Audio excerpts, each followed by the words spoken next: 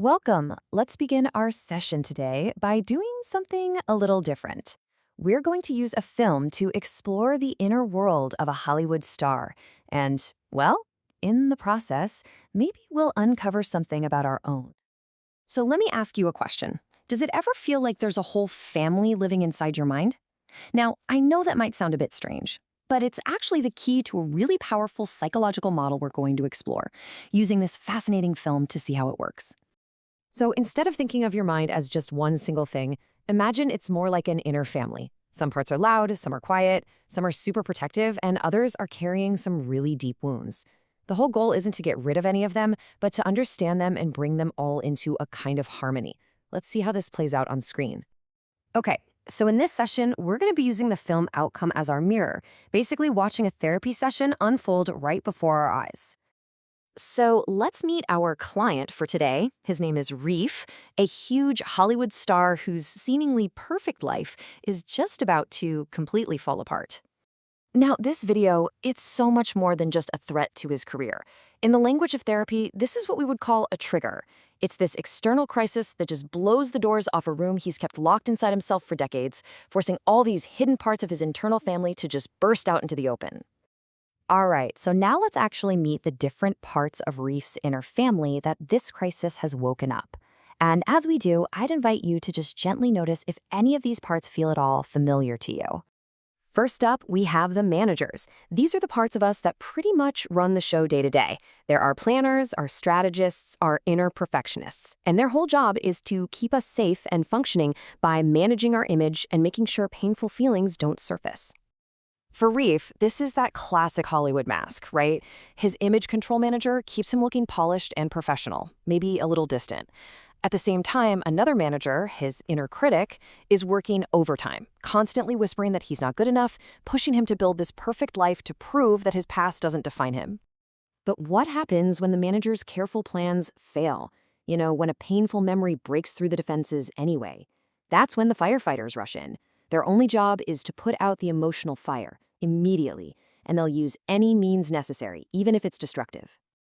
Look at these actions. They seem totally chaotic, but they are all driven by a desperate, deep need for protection. Throwing money at the problem, lashing out in anger, these are not rational choices. They are gut-level, instinctual reactions to try and douse the overwhelming flames of shame and fear. And deep down, at the very heart of all this chaos, we find the reason for all this protection: the exiles. These are the young, vulnerable parts of ourselves that hold the original wounds, the shame, the humiliation, the trauma. They've been locked away by the managers and firefighters for their own safety. For Reef, the exile is that ghost in the video. It's the part of him that holds the raw, painful memory of humiliation. This part carries a core belief that says, if anyone ever sees this real me, I will be utterly rejected. I'll lose everything. His entire internal system is built to prevent that from ever happening. This table just lays it all out so clearly. It shows that direct link between what Reef does on the outside and what's driving him on the inside. Look at the motivations. The manager needs to be perfect so no one can judge him. The firefighter needs to put out the threat right now. And the exile is just crying out, this pain is unbearable. Every single action has a protective internal reason behind it. So, with all this inner war going on, how does someone even begin to heal? Well, the film shows us a path that beautifully mirrors a real therapeutic process. And it's not about fighting these parts. It's about learning to listen to them. This healing journey really starts with two crucial steps. First is witnessing. This means turning towards the source of the pain, that video, with curiosity instead of fear or judgment. Reef has to learn to see not a monster, but a wounded part of himself. And second is unburdening. This is where, by listening to that part's story with compassion, he allows it to finally release the heavy burdens of shame and fear it's been carrying for so long. And this gets to the very core of the whole process. Why does this work? Why does empathy heal? It's because when a wounded, exiled part of us feels the calm, compassionate presence of our core self, it no longer feels alone with its pain. That feeling of being seen, of being accepted and understood, that's what dissolves the toxic shame. Empathy is the antidote to the isolation that trauma creates. So the film's title, Outcome, is such a clever play on words, because the true outcome here, it isn't about defeating the blackmailer or saving a career. It's about an internal resolution.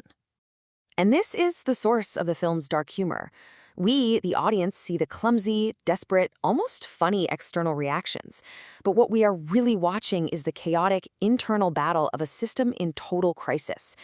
It's the clash between that internal desperation and the external absurdity that makes it so darkly funny. And here is the profound shift. Once that wounded exile is heard and healed, the protectors, they can finally stand down. They have been working tirelessly, 24/7 for decades, and now they can finally rest. The managers don't need to control everything so rigidly, and the firefighters don't have to jump in and react to every little thing. This is the shift from being controlled by your parts to being led by your core self. And that's really the crucial point here. True redemption isn't about getting forgiveness from the outside world. It's an internal act. It's an act of reconciliation, of going back to those moments in time and retrieving the parts of ourselves we had to leave behind. You know, this process isn't just for a character in a movie. It's really a map for our own inner worlds. So let's just gently turn the focus inward for a moment. Here's a very simple first step you can try. The next time you feel a strong emotion, a jolt of anger, a wave of anxiety, a pang of shame, instead of pushing it away, just pause. Gently ask inside, which part of me is here right now? What is it afraid of? You don't have to fix anything. Just listen, with curiosity. That simple act is the beginning of healing. So I'll leave you with that thought to ponder. If redemption isn't about erasing the past, but about reconciling with it, where would you begin? Just remember, the journey isn't about becoming perfect. It's about becoming whole. Thank you for joining this session.